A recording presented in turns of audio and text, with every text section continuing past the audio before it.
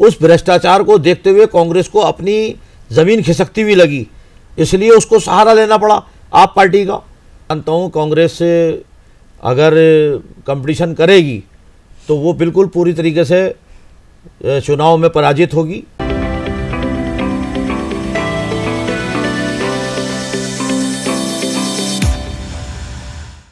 नमस्कार, आप देख रहे हैं JJN न्यूज़ और मैं हूं आपके साथ राशि। आज की JJN की खास चर्चा में हमारे साथ मौजूद हैं राज्य अल्पसंख्यक आयोग के उपाध्यक्ष मजहर नईम नवाब जी। मजहर जी, आपका बहुत बहुत स्वागत है JJN न्यूज़ में।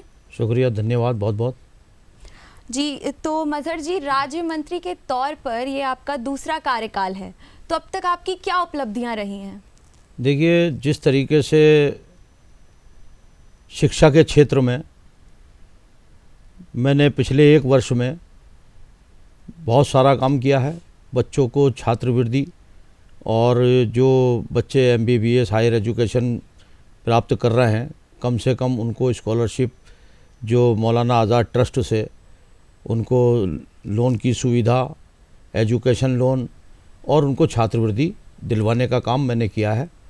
और मैं चाहता हूं कि अल्पसंख्यक क्षेत्र में जो बच्चे शिक्षा के क्षेत्र में उनका परसेंटेज बढ़ना चाहिए, उनको चाहे वो MBBS में हो या BTech कर रहे हों या पॉलिटेक्निक और ITI में, इन बच्चों की तरफ मेरा बहुत ध्यान है। और शिक्षा के क्षेत्र में मैं चाहता हूं कि अल्पसंख्यक क्षेत्र पिछड़ा हुआ है और शिक्षा से बहुत पिछड़ा हुआ क्षेत्र था, उसमें मैंने बहुत बड़ी कामयाबी, कम से कम अभी मैंने एक अल्पसंख्यक अधिकार दिवस पे कार्यक्रम कराया था, उसमें हमने कम से कम पूरे उत्तराखंड के अंदर 6000 बच्चों को ऐसे चिन्हित किया है जो पैसे के कारण से और बजट के कारण से, गरीबी को देखते हुए वो शिक्षा से वंचित रहते थे। उनको शिक्षा के क्षेत्र में मदद करने का काम मैंने किया है और उसके लिए मैं प्रयास आज भी कर रहा हूँ। मैं चाहता हूँ अल्पसंख्यक क्षेत्रों में स्कूल खुलें, कॉलेज खुलें और बच्चों की शिक्षा के लिए कोचिंग क्लास के लिए भी हम कोचिंग स्कूल खोलें, ये हमारी प्रयास है जी। तो शिक्षा के क्षेत्र के साथ साथ और कोई ऐसे अधूरे काम जो आप करेंगे या आपके कोई फ्यूचर प्रोजेक्ट्स? देखिए, रोज़गार भी एक अल्पसंख्यक क्षेत्र में मुद्दा है, क्योंकि हमारे पास बहुत सारे ऐसे लोग हैं जो मज़दूर तबके के हैं, जिनके पास हुनर है लेकिन वो बेरोज़गार हैं। और जो सरकार की योजनाएं हैं, जैसे मुख्यमंत्री हुनर योजना है, प्रधानमंत्री विकास योजना है, बहुत सारी योजनाएं हैं हमारे पास। उन योजनाओं को पूरी तरीके से उन क्षेत्रों में लागू करना ईमानदारी से और पात्र व्यक्ति तक, लाभार्थियों तक उस योजना को पहुंचाने का काम हमने किया है और कर रहे हैं। हमने बहुत सारे जो महिला हमारी विडो होती थी, जो महिलाएं जो बेचारी बेरोज़गार थीं, उनको भी हमने रोज़गार देने का काम महिला समूह के रूप में बना करके करने का काम किया, सरकारी योजनाओं का लाभ पहुंचाने का काम किया है। ये भी हमारा सोच है कि क्षेत्र में बेरोज़गारी दूर होनी चाहिए और नशे की तरफ जो युवा हमारा तबका जा रहा है उससे उनको दूर रखा जाए। अभी हम बहुत जल्दी एक कार्यक्रम भी शुरू करने वाले हैं। हमने बहुत सारी अभी बास्केटबॉल की, खेल की तरफ हमारा ध्यान है। हम चाहते हैं अभी जब स्कूल खुलेंगे, जो कोविड के कारण से स्कूल बंद हैं, उन स्कूलों में हम बच्चों को खेल की तरफ लाएं। उनका रुझान जो होना चाहिए स्पोर्ट्स की तरफ होना चाहिए, उनका रुझान पढ़ाई की तरफ होना चाहिए। वो जो एक तबका बहुत नीचे स्तर का तबका है, गरीब तबका है, वो नशे से बचे, ये हमारी प्रयास है जी। मजहर जी, आप अक्सर कहते आए हैं कि आप चुनाव लड़ने में विश्वास नहीं रखते हैं, पर आप आज एक उत्तराखंड में एक राजनीतिक चेहरा हैं, तो ये बगैर चुनाव कैसी राजनीति, आप थोड़ा बताएंगे? देखिए, मैं इस चीज़ पे विश्वास ऐसा नहीं करता हूँ, क्योंकि मेरा ये मत है कि अगर मुझे सरकार ने मौका दिया है और जनता के प्रतिनिधि के रूप में मुझे खड़ा किया है और मुझे जिम्मेदारी दी है, उस जिम्मेदारी में मैं खरा उतरूँ, लोगों का विकास करूँ, लोगों को योजनाओं का लाभ पहुँचाऊँ, सरकार का मध्यस्थता करके और जनता के बीच तक उस विकास को पहुँचाने के बाद, और वहाँ जब कॉलेज खुल जाएं, वहाँ पानी की सुविधा हो जाए, मूलभूत सुविधाओं को मैं अच्छी तरीके से कर सकूं, उसके बाद जनता मुझसे जुड़े और जब मेरा दावा होगा कि मैं चुनाव में जाऊं, जब ही मैं चुनाव में जाऊंगा जब कुछ करके दिखाऊं, ये मेरा प्रयास है। तो लोगों का कहना है कि आपको अपने खुद के क्षेत्र से ही कम वोट्स मिलते हैं और आप थोड़ा हारने से भी डरते हैं, तो कुछ ऐसा है क्या? नहीं, ऐसा नहीं है। देखिए, जिस तरीके की राजनीति वहाँ आज तक चली है, जो कांग्रेस की यहाँ नेता प्रतिपक्ष हैं, जिस तरीके से वहाँ षड्यंत्र करके मुद्दे, छोटे छोटे मुद्दों को उन्होंने बड़ा मुद्दा खड़ा करके और भारतीय जनता पार्टी का खौफ दिखाया कि भारतीय जनता पार्टी सत्ता में आएगी तो मुस्लिम समाज के साथ बर्ताव गलत होगा, मुस्लिम समाज के साथ काम गलत होगा। उस विश्वास को कायम करने का काम आज हम कर रहे हैं। आज हमारी सरकार है और आज वो विश्वास कायम हुआ है। ये लोगों का भ्रम भी ख़त्म हुआ है। लोग हमें जिस तरीके की वहाँ राजनीति होती थी, लड़ाइयाँ किस तरीके की होती थी, कभी रेलवे के मुद्दे हैं, कभी पानी का मुद्दा है, तो वो आज मुद्दे समाप्ति की ओर जा रहे हैं। क्योंकि पानी की समस्या भी हमने बहुत बड़ी हल करी। हमने वहाँ आज तक इतना बड़ी योजना नहीं आई, 19 करोड़ रुपया हमने एक ही बार में अमृत योजना के तहत दिया, जो आज तक बनबुलपुरा मुस्लिम क्षेत्र में कभी इतना पैसा मिला ही नहीं। अभी हम कॉलेज बनाने जा रहे हैं, डिग्री कॉलेज का हमारा प्रस्ताव है, इंटर कॉलेज बनाने जा रहे हैं। वहाँ उस क्षेत्र में हम सीवर की लाइनें डाल रहे हैं। हम बहुत सारे काम कर रहे हैं। जैसे राशन की व्यवस्था हमने बहुत अच्छी करी है। वहाँ हर घर में राशन पहुँचना चाहिए। सरकारी लाभार्थी योजना, लाभार्थियों का एक सम्मेलन करने वाले हैं हम बहुत जल्दी। पता लगेगा हमने कितने काम करे हैं। जैसे 19 तारीख को हमने अल्पसंख्यक अधिकार दिवस 18 दिसंबर को बनाया था, उसमें लगा लोगों को के काम हो रहे हैं। सरकार के जो काम हैं वो धरातल पर दिखे लोगों को। तो जब दिखेंगे तो चुनाव लड़ने में भी कोई दिक्कत नहीं होगी और लोगों को फिर भारतीय जनता पार्टी को वोट देने में भी दिक्कत नहीं होनी चाहिए। आज हमने पानी की समस्या, वहाँ 110 रुपये का कनेक्शन, जो 11,000 में लोगों को कनेक्शन मिलता था, ये योजना हमसे लोगों ने, कई गरीब बस्तियाँ हैं कि वहाँ लोग पानी से वंचित है, कनेक्शन नहीं ले पाते हैं, अवैध कनेक्शन थे, उनको वैध करने के लिए, उनको सही करने के लिए, लोगों को कनेक्शन देने के लिए हमने ग्रामीण क्षेत्रों में, हमारी सरकार ने हमारी बात मानी कि 10 रुपये का कनेक्शन और 100 रुपये का शहरी क्षेत्र में, उसका लाभ सबसे बड़ा मुस्लिम समाज, गरीब समाज को मिलेगा। पर मजहर जी, अभी आपने कहा कि रेलवे में भी आपने काम किया, पर रेलवे का मुद्दा तो अभी भी नहीं सुलझा है, अभी भी नोटिस आ रहे हैं। देखिए, जो रेलवे का मुद्दा है उसको राजनीति मुद्दा कांग्रेस ने बनाया। हम उस मुद्दे को समाप्त कर देंगे। हमने बार बार कहा है कि हम उसका सीमांकन कराना चाहते हैं। रेलवे ने जो दावा किया है, वो दावा रेलवे का 25% जगह रेलवे की आती है और 75% जगह जो है रेलवे ने गलत दावा किया है, वो नजूल की भूमि है और उसका प्रबंधक नगर निगम है और उसके दस्तावेज हैं हमारे पास। वहाँ पानी की ओवरहेड टैंक बने हैं, वहाँ बिजली घर बने हैं, वहाँ आपके स्कूल बने हैं, वहाँ मंदिर बने हैं, वहाँ सीवर लाइन पड़ी है, वहाँ सारे अनापत्ति प्रमाण पत्र नगर निगम द्वारा दिए गए हैं। जो पत्रावली है वो हमारे सामने जब आयोग के समक्ष रखी गई, उस पत्रावली से लगा कि रेलवे का दावा गलत है।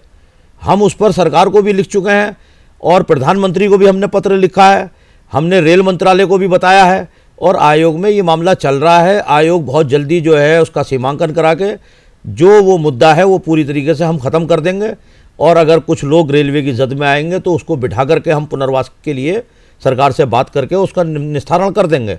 पर ये तो अभी हमने आपसे पूछा तो आपने बताया, पर ऐसी कभी बात सरकार से क्यों नहीं आई है लोगों के सामने? नहीं, सरकार के प्रतिनिधि के रूप में मैं इस बात को रख रहा हूँ तो ये सरकार की ओर से बात है। जब सरकार का मैं मंत्री हूँ और जब मैं इस बात को रख रहा हूँ और ये बात मैं रख करके कह रहा हूँ तो ये सरकार का ही एक बयान माना जाता है। जब सरकार का मंत्री कोई बयान देता है तो जी, वहाँ जब नोटिस लग रहे थे रेलवे के मुद्दे पर, तब वहाँ कोई प्रतिनिधित्व क्यों नहीं, कोई प्रतिनिधि क्यों नहीं पहुँचा वहाँ पे? देखिए, रेलवे के नोटिस से रेलवे की एक प्रक्रिया जो सुप्रीम कोर्ट ने कहा कि भाई आप इस तरीके से किसी से बेदखली नहीं कर सकते, आप एक न्याय प्रक्रिया के तहत इनको नोटिस दीजिए और नोटिस दे करके इनकी भी सुनिए और इनकी सुन करके जो निर्णय हो फिर दीजिए। तो रेलवे ने तो वहाँ के लोगों को सुना ही नहीं और रेलवे ने सुप्रीम कोर्ट के आदेश का पालन भी नहीं किया, क्योंकि सीमांकन जो होना था वो रेलवे ने अकेले थोड़ी करना था। उस सीमांकन को तो मिलकर के जो है नगर निगम ने और प्रशासन ने करना था, उन्होंने अकेले कर लिया। उसी मुद्दे पर हमने जो है आयोग में मामला दर्ज करके और सीमांकन के आदेश किए हैं, जल्दी सीमांकन हो जाएगा जी। तो रेलवे के नोटिस में खड़ा होना और अगर उन्होंने गलत प्रक्रिया अपनाई है तो उसके खिलाफ अपील होगी और उसमें नगर निगम पार्टी बनेगी। जी चलिए, ये तो ठीक है, पर अभी आपने कहा कि अगर आपको मौका मिलता है तो आप चुनाव लड़ेंगे, तो 2022 के चुनाव आप कहाँ से लड़ेंगे? देखिए, अगर सरकार और पार्टी मेरी अगर ये सोचेगी कि मैं चुनाव लड़ूं, तो मुझे 2-3 सीटें मेरे लिए सूटेबल हैं। हल्द्वानी विधानसभा भी मेरे लिए सूटेबल है और किच्छा विधानसभा भी मेरे लिए सूटेबल है। मैंने बहुत काम किए हैं उधम सिंह नगर में भी, और मैं चाहता हूं कि अगर मुझे निर्देश मिलेगा तो मैं, ऐसा कुछ नहीं है कि चुनाव नहीं लड़ूंगा, लेकिन मेरा मानना यह है चुनाव जब आदमी को लड़ना चाहिए, झूठे वादों पे नहीं लड़ना चाहिए जैसे लड़ते चले आए लोग, कांग्रेस के लोग या अन्य दलों के लोग। मैं चाहता हूं वहाँ की जनता कहे खुद कि तुमने काम किया है, तुम्हारा हक बनता है, तुम वहाँ चुनाव लड़ो, तो मैं चुनाव लड़ूंगा वहाँ। जी, तो आप बीजेपी से हैं और अल्पसंख्यक समुदाय का आप प्रतिनिधित्व भी करते हैं, तो कभी बीजेपी से आपको ऐसा कोई अनकंफर्ट महसूस हुआ हो? नहीं, कोई कुछ नहीं, ऐसा कुछ नहीं है। लोगों का जो कांग्रेस के भ्रम फैलाती थी, आज 4 साल से भारतीय जनता पार्टी की प्रदेश में सरकार चल रही है, 6 वर्ष से केंद्र में सरकार चल रही है। पूरे हिंदुस्तान का मुसलमान जान चुका है कि आज जिस तरीके से जो परिस्थितियाँ हैं उसमें सुरक्षित है मुसलमान। एक भी किसी तरीके का किसी के खिलाफ उत्पीड़न का मामला नहीं हुआ है, कोई किसी के साथ पूरे भेदभाव नहीं हुआ है। और हमारे प्रधानमंत्री ने तो सीधे कहा 130 करोड़ लोगों का मैं प्रधानमंत्री हूँ। और हमारी प्रदेश की त्रिवेंद्र सिंह रावत जी के नेतृत्व में जो सरकार चल रही है, सबका साथ सबका विकास, जो योजनाएं हैं, अगर हमारी गैस की योजना है, हमारी प्रधानमंत्री आवासीय योजना है, तो कोई नाम से तो मिलती नहीं है, गरीब आदमी को मिलती है, चाहे वो किसी भी तबके का हो, किसी भी समाज का व्यक्ति हो, उसको पूरा लाभार्थी जो होगा वो किसी भी समाज का हो, गरीब होना चाहिए। अभी आपने कहा कि आप हल्द्वानी विधानसभा से आप अगर करेंगे तो उसमें आप अपना प्रतिद्वंदी किसे मानते हैं, किसे या किस पार्टी को मानते हैं? देखिए, कांग्रेस जिस तरीके का षड्यंत्र रच रही है, मैं इतना जानता हूँ, कांग्रेस से अगर कंपटीशन करेगी तो वो बिल्कुल पूरी तरीके से चुनाव में पराजित होगी। और लगातार हम कई चुनाव जीते हैं भारतीय जनता पार्टी, और भारतीय जनता पार्टी अपने काम के बल पर हमारे मेयर का चुनाव जीती है, और कुछ ही मतों से हम विधानसभा में रह गए थे, लेकिन अच्छा चुनाव हमारे मेयर साहब ने विधानसभा का लड़ा था। तो ये तो एक कंपटीशन आपके सामने है ही। अभी एक चर्चा हो रही है कि बीजेपी ही आम आदमी पार्टी को प्रदेश में लाई है, तो आपको क्या लगता है, आम आदमी पार्टी कोई लाभ देगी बीजेपी को? देखिए, हम तो ये सोचते हैं कांग्रेस लाई है, क्योंकि यहाँ कांग्रेस कमज़ोर है। कांग्रेस की इतने बड़े नेता हरीश रावत जी, और वो यहाँ के मुख्यमंत्री थे, वो चुनाव हार गए 2-2, और कांग्रेस पूरी तरीके से धराशायी हो गई, और आज कांग्रेस का नाम लेने वाला कोई नहीं है। और जिस तरीके से कांग्रेस टूट रही है, और कांग्रेस में कितने गुट हैं, और कांग्रेस का विकास भी, जो विकास कहती है कांग्रेस, वो मैं उसको भ्रष्टाचार कहता हूँ। जो भ्रष्टाचार लोगों ने कांग्रेस का देखा है, और चरम सीमा पर भ्रष्टाचार था, उस भ्रष्टाचार को देखते हुए कांग्रेस को अपनी ज़मीन खिसकती हुई लगी, इसलिए उसको सहारा लेना पड़ा आप पार्टी का। और दिल्ली में कांग्रेस ने सरेंडर कर दिया, आपके सामने है। उनके गठबंधन से पहली सरकार बनी, कुछ दिन चली, उसके बाद चुनाव हुआ, कांग्रेस सरेंडर हो गई, और फिर दूसरा चुनाव हुआ, कांग्रेस सरेंडर हो गई। ऐसी पूरे हिंदुस्तान में धीरे धीरे कांग्रेस सरेंडर हो जाएगी, और क्षेत्रीय पार्टियों के साथ समझौता करना पड़ेगा कांग्रेस को। जी, कोरोना काल में अभी आपने बनभूलपुरा के लोगों के लिए बहुत अच्छे काम किए, राशन बांटा, शादियां भी करवाई, पर 2017 के इलेक्शन में आपको उतने वोट नहीं मिल पाए, तो इस बार आपको क्या उम्मीदें हैं लोगों से? देखिए, हम वहाँ वोटों की राजनीति के लिए हम काम नहीं करते। हम वोट बैंक की राजनीति भारतीय जनता पार्टी कहीं नहीं करती। अगर वोट बैंक की राजनीति करेगी तो 130 करोड़ लोगों का हम विकास नहीं कर सकते। हमारे प्रधानमंत्री का कहना है कि हम वोटों की राजनीति ना करके हम जनता का विकास चाहते हैं, हम व्यक्ति का विकास चाहते हैं, हम गरीब आदमी का विकास चाहते हैं। हम किसी वोट बैंक की राजनीति नहीं करना चाहते। हमने अगर कोई काम किया है लॉकडाउन में, तो ये हमारी जिम्मेदारी थी। एक देश पर आर्थिक संकट आया, बीमारी आई, और उस बीमारी से भारतीय जनता पार्टी की सरकार ने पूरी तरीके से मुकाबला किया और उस जीत हासिल की। वो एक हल्द्वानी में मेरी भी जिम्मेदारी में मंत्री था, मैं उसको एहसान नहीं, किसी एहसान के रूप में नहीं, ये मेरा कर्तव्य बनता था। मैं उस जनता के काम करूं जो जनता परेशान है, जो लोग भूखे पेट हैं, और उस आपदा से घिरे हुए हैं, तो मेरा फ़र्ज़ बनता था कि उनके घर तक अनाज पहुँचे, उनके घर तक राशन पहुँचे, सरकारी मदद पहुँचे। ये हमने काम किया है, ये कोई एहसान की बात नहीं, ये हमारा कर्तव्य था, हमारी जिम्मेदारी जिसको हमने निभाया है।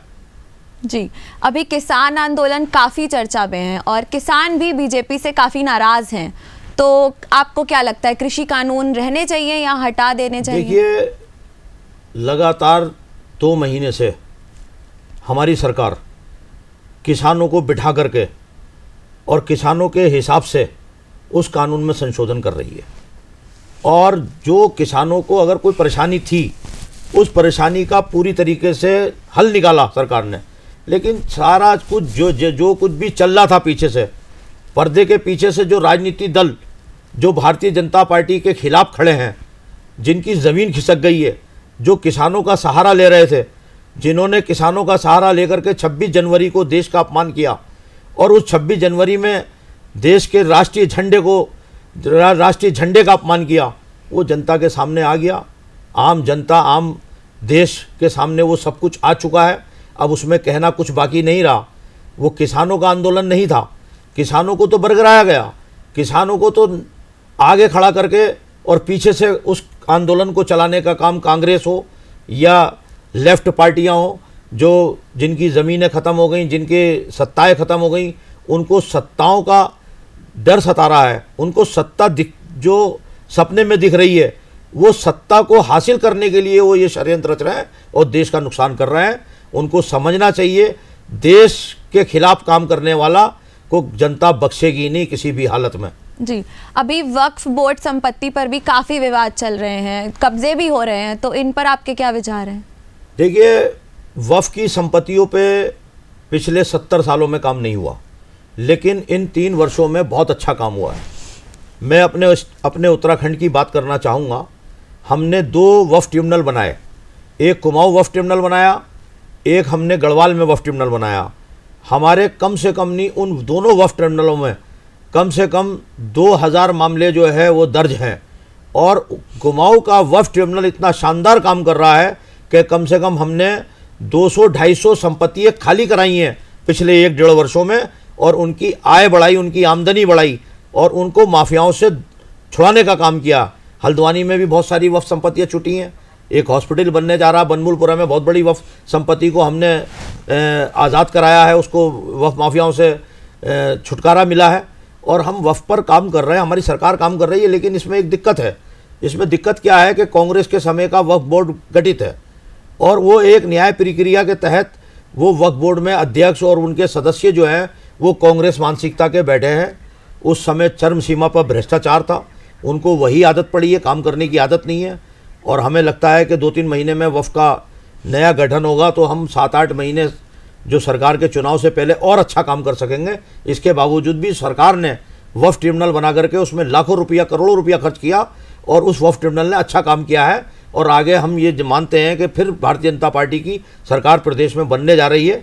उस सरकार में जो 2022 के बाद बनेगी, 5 साल में हम वक्फ का चेहरा बदल देंगे और वक्फ संपत्तियों को जो मुक्त करा देंगे जो वक्फ माफियाओं के कब्जे में है। जी, अभी आपने बताया कि शिक्षा के क्षेत्र में आपने काफ़ी उपलब्धियां प्राप्त की हैं, लेकिन बनभूलपुरा में अभी तक महिलाओं की एजुकेशन के लिए एक भी स्कूल या कॉलेज नहीं है, तो इस बारे में आपका क्या? देखिए, हमारे यहाँ एक ललित आर्य महिला ट्रस्ट का स्कूल, जिसमें नेता प्रतिपक्ष का कब्जा है उस ट्रस्ट में, और वो ये चाहती नहीं थी। उन्होंने सबसे ज़्यादा यहाँ की विधायक रही वो इस क्षेत्र की, और यहाँ मंत्री भी रही सरकार में। उन्होंने कभी शिक्षा के क्षेत्र में काम ही नहीं किया। तब के शिक्षा से संबंधित वो विधान परिषद की सदस्य भी रही हैं पूर्व में, 2002 से पहले जब उत्तर प्रदेश में होते थे, और शिक्षा के क्षेत्र में उन्हें अच्छा काम करना चाहिए था। हमने एक GGIC स्कूल, जब हमने 2007 में हमारी सरकार बनी और वो खंडूरी जी के नेतृत्व में, उस समय हमने एक GGIC स्कूल बनभूलपुरा में बनाया और कई स्कूलों का उच्चीकरण किया। आज हम एक इस्लामिया स्कूल जो है जो जहाँ पर बच्चियाँ पढ़ती हैं, बहुत कम बच्चियाँ हैं, करीब मेरे ख्याल से 200-250 बच्चियाँ हैं, हम उसको मान्यता इंटर तक की देने जा रहे हैं। उसकी बिल्डिंग के लिए पैसा देने जा रहे हैं, वो प्रोसीडिंग चल रही है। उसमें जल्दी जो है इंटर कॉलेज हम बनाएंगे। एक महिला डिग्री कॉलेज का भी हमारा प्रस्ताव है। हमने जैसे जसपुर में हमने बनाया, अभी हमारी सरकार ने करीब 3 महीने पहले उसका उद्घाटन हुआ है। अल्पसंख्यक संस्था डिग्री कॉलेज एक हमारा जसपुर क्षेत्र में बना है। इसी तरीके से हम बनबुलपुरा क्षेत्र में एक डिग्री कॉलेज जल्दी बनाने जा रहे हैं। उसका हमारा प्रस्ताव है और उसकी फाइल प्रोसीडिंग में है। उसको पूरी तरीके से हम जल्दी उसका उद्घाटन और जल्दी वो जगह चिन्हित हो गई है और वो स्कूल बनाने जा रहे हैं। उसके लिए पैसा भी आ रहा है। जी, आपका बहुत बहुत शुक्रिया, आप जेजेएन न्यूज़ में आए। तो ये थे हमारे साथ राज्य अल्पसंख्यक आयोग के उपाध्यक्ष मजहर नईम नवाब जी। अभी की इस खास चर्चा में बस इतना ही। बने रहिए जेजेएन न्यूज़ के साथ। नमस्कार।